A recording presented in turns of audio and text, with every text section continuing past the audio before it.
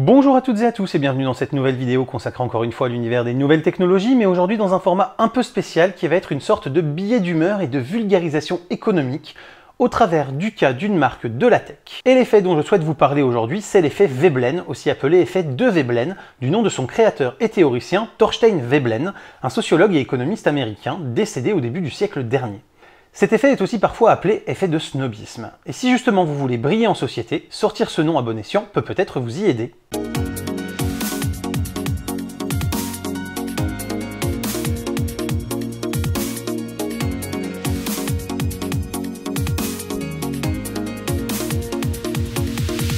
Reprenons donc le principe de l'effet Veblen, qui est que la demande pour un objet jouissant de cet effet est principalement caractérisée par son prix élevé, qui permet d'affirmer à travers lui son rang social, et que ce prix n'est donc que faiblement justifié par ses réelles qualités objectives ou son réel apport pratique.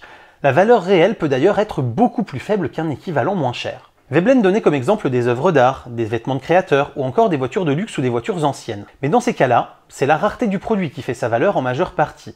Et effectivement, c'est cette rareté qui permet de montrer, au travers du produit, un rang social distinctif. Car au-delà du prix, pour obtenir ces produits très limités, il faut souvent jouer de ses relations, intégrer des cercles privilégiés. Et dans ce type de cas, j'arrive à comprendre les prix élevés pratiqués, même si cela continue de rester dans le modèle de l'effet Veblen, puisque l'intérêt pratique de l'objet est bien peu corrélé à son prix. Cependant, la consommation de masse et le marketing moderne, que n'a pas pu connaître Veblen de son vivant, nous ont amené des produits qui dépassent largement ce qu'il avait pu envisager, puisqu'il n'y a aucun effet de rareté et que ce n'est que leur prix qui les distingue des autres produits équivalents et de qualité identique ou très proche. La marque devient alors la seule valeur réelle et donc subjective permettant au produit d'afficher un prix autant décorrélé des réalités économiques qui sous-tendent sa production. Pour vous donner quelques exemples qui me semblent s'appliquer à cela, on peut parler des cristaux Swarovski ou des bracelets Pandora, pour ce qui est des bijoux par exemple, des habits de marque comme Balenciaga ou Vuitton, ou encore des voitures premium comme Audi ou BMW. Ce que ces marques ont en commun, c'est que la hausse de qualité par rapport à d'autres produits équivalents se paye beaucoup plus cher que l'apport réel pour l'usager, par un prestige de marque, une valeur subjective. Preuve en sera leur marge, qui démontre que, objectivement, leurs produits ne coûtent pas beaucoup plus cher à produire que les autres, surtout lorsque l'on retire les dépenses marketing que d'autres marques bénéficiant d'une aura moins importante ne dépensent pas.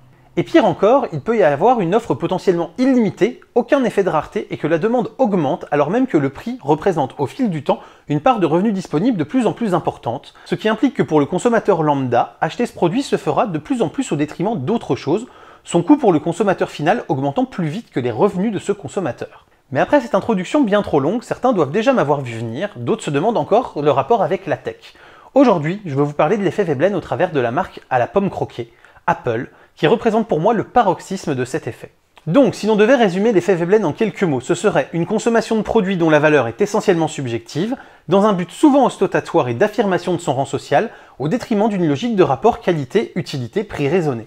Et Apple est pour moi l'exemple tech par excellence de cet effet, et nous allons voir ensemble si cette affirmation, que je sors de manière péremptoire, se retrouve dans les chiffres ou non. Pour simplifier les choses, je vais me focaliser uniquement sur le cas des iPhones, car ils représentent encore aujourd'hui la très grande majorité des profits générés par Apple, malgré les efforts de diversification opérés par la marque, essentiellement autour des services. Regardons pour commencer les ventes globales d'iPhone par année, en vous précisant que l'ensemble de ces chiffres est pris et issu des bilans et informations donnés directement par Apple.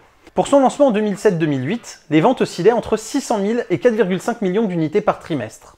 En 2009, on était déjà rendu entre 4 et 8 millions par trimestre. Globalement, en 2010, Apple vendait 8 à 9 millions d'unités par trimestre, et ce de façon plutôt stable et constante. Fin 2010 et début 2011, la croissance se fait pleinement sentir puisqu'on passe entre 14 et 20 millions d'unités par trimestre, pour se retrouver en 2012 à des ventes qui oscilleront entre 26 et 37 millions, en 2013 entre 34 et 48 millions, en 2014 entre 39 et 51 millions, en 2015 entre 48 et 75 millions. Depuis 2015, la croissance est beaucoup moins là, puisque les ventes restent entre 40 et 78 millions d'unités par trimestre. Cependant, dans un marché considéré comme mature et au renouvellement plus espacé, la demande se maintient à un niveau qui reste considérable. Le chiffre d'affaires d'Apple depuis 2007 et la sortie de l'iPhone est largement conditionné aux performances de vente du téléphone, sachant que l'iPhone depuis 2009 représente entre 40 et 70% des revenus d'Apple, et que la marge brute sur ce produit reste elle aussi plutôt constante autour de 80%. Il faut bien se rendre compte que 80% de marge dans la tech, c'est énorme. Passons donc en revue les prix de vente du modèle le plus cher de chaque année de sortie. En 2007, à la sortie, le premier iPhone coûtait 599 €. L'iPhone 3G lancé l'année suivante en coûtait 699, le 3GS sorti en 2009, 699 également, le 4 en 2010 739 €, le 4S en 2011 849 €, le 5 en 2012 899 €, tout comme le 5S sorti l'année suivante. Le 6 Plus s'établit à 1019 €. En 2015, on nous sort le 6S Plus à 1079 €. En 2016, le 7 Plus à 1079 € également. En 2017, année un peu particulière, il y a l'iPhone 8 et l'iPhone 10. Et donc le 10R s'établit à 1029 €. Il constitue le haut de gamme et pourtant c'est la première baisse de prix que l'on constate dans les diverses ventes de modèles haut de gamme d'iPhone. Mais le chiffre d'affaires et les ventes d'Apple étaient plutôt en berne. Les analystes étaient inquiets, il fallait rassurer les marchés, faire du volume et donc taper un coup très fort sur le sujet. Et d'ailleurs, les ventes repartent et donc dès l'année d'après, le 10S Max s'établit à 1659 €, nouveau record pour un téléphone grand public et pour la marque. Et le 11 Pro, sorti l'année suivante en 2019, est également sorti au même tarif, 1659 €. Prenons maintenant quelques exemples de coûts de fabrication pour les comparer au prix de vente des dernières années. Nous allons comparer les prix en convertissant les coûts de fabrication qui sont évoqués en dollars en euros pour les comparer au prix de vente français. Et donc si on prend l'ensemble des téléphones, du 4S au 10S Max, on est toujours autour de 20% du prix de vente pour le coût de production. Et donc on voit bien ici qu'à part l'anomalie de l'iPhone 10 10R, les marges restent à la fois énormes et stables, et surtout qu'en valeur nette, elles sont très fortement en hausse pour chaque iPhone vendu.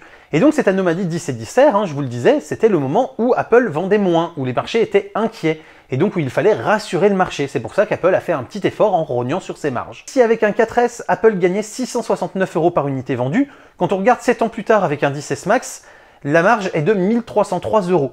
Apple peut donc, dans ces conditions, vendre jusqu'à 2 fois moins de téléphones, tout en générant le même chiffre d'affaires, mais aussi le même bénéfice. Maintenant, comparons donc le prix de vente au salaire médian français. L'INSEE indique que les salaires médians nets en France, à euros constants, sont restés peu ou prou les mêmes depuis 2007, et que ce salaire s'établit en gros autour de 1789 €, toutes catégories confondues, toutes classes socio-économiques confondues. Si l'on prend cette valeur pour comparer le prix de l'iPhone à un mois de salaire, alors en 2007, l'iPhone coûtait 34% d'un salaire, là où en 2014, il en coûtait 57%, et où en 2019, il en coûte 93%. Alors derrière tous ces chiffres, et l'effet Veblen, me direz-vous? Eh bien, reprenons nos fondamentaux. Quel usage supplémentaire objectif par rapport à des concurrents moins chers peut bien justifier de consacrer à un objet 3 fois plus de ses ressources disponibles? Puisque, comme je vous le disais, on est passé de 34 à 93% d'un salaire moyen pour s'acheter l'iPhone le plus haut de gamme. La photographie, un Pixel 3a à 400 € fait à peu près jeu égal avec un iPhone. Sa rapidité, si vous êtes développeur, pourquoi pas? Pour le reste, les usages courants sont essentiellement de la vidéo à la demande, du web, des réseaux sociaux, ce que l'on peut faire de façon tout aussi fluide et réactive sur un téléphone qui vous coûtera 300 ou 400 €. L'autonomie, bien que les derniers iPhones soient en net progrès sur le sujet, on trouve pléthore de téléphones qui font le job et disposent de batteries et d'autonomie bien plus performantes. Peut-être des accessoires? Eh bien même pas, car Apple reste en dehors d'une majorité de standards, il faut donc acheter des adaptateurs, la coque de protection ou même l'écran de protection avant ne sont même pas fournis avec le téléphone, ce que font beaucoup d'autres concurrents. Sur un plan purement objectif, il n'y a quasiment personne qui a une vraie bonne raison d'acheter ce type de smartphone à ce prix, si ce n'est le plaisir d'acheter quelque chose de cher, quelque chose qui permet d'affirmer un statut social et de faire croire que l'on a ce statut social quand ce n'est pas le cas. Il n'y a aucune rareté, toute personne ayant le budget pouvant acheter son iPhone. Il n'y a aucune exclusivité, les iPhones étant vendus partout, chez tous les revendeurs, opérateurs, sites internet. Le produit n'est pas meilleur que les autres dans un usage réel courant. Il ne fait pas de meilleures photos, ses scores en benchmark sont difficiles à percevoir en usage réel, et il n'inclut aucune technologie innovante ou exclusive, c'est même souvent l'inverse, l'iPhone ayant souvent un train de retard dans ce domaine sur de nombreuses fonctionnalités. Les cas sont rares où l'iPhone va inclure une nouvelle fonctionnalité qui n'a pas été expérimentée auparavant par une autre marque concurrente. Sur un plan objectif, nous sommes ici dans un cas que Veblen nous aurait certainement envié. Un objet non limité en nombre, dont l'avantage comparatif n'est pas majeur, qu'il est extrêmement facile de se procurer, dont le coût de production ne justifie absolument pas son prix. Un objet dont le coût relatif augmente bien plus rapidement que l'inflation globale, un objet dont la demande ne faiblit pas, voire augmente, alors que son prix augmente lui aussi massivement. Je suis le premier à vous dire que le prix est accessoire quand il s'agit de se faire plaisir. Je suis également le premier qui, dans les configurations de référence, vous dit que si vous voulez par exemple un boîtier très cher, prenez-le et faites-vous plaisir. Ce n'est donc certainement pas moi qui vous reprocherai d'acheter un objet dont la valeur intrinsèque et l'apport à l'usage sont minimes.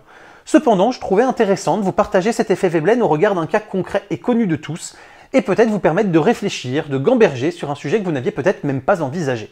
J'espère en tout cas que cette vidéo vous a plu et vous aura appris des choses. Si c'est le cas, n'hésitez pas, pensez au clap, le commentaire, le like, l'abonnement et le partage, ainsi que le Tipeee et le Utip pour soutenir la chaîne financièrement, y compris sans débourser d'argent. Quant à moi, je vous dis à très bientôt pour plein de prochaines vidéos, photos, techno, informatique et jeux vidéo qui font le contenu de la chaîne au quotidien. D'ici là, continuez de rester curieux et de regarder des vidéos sur YouTube. Salut à tous, bye bye.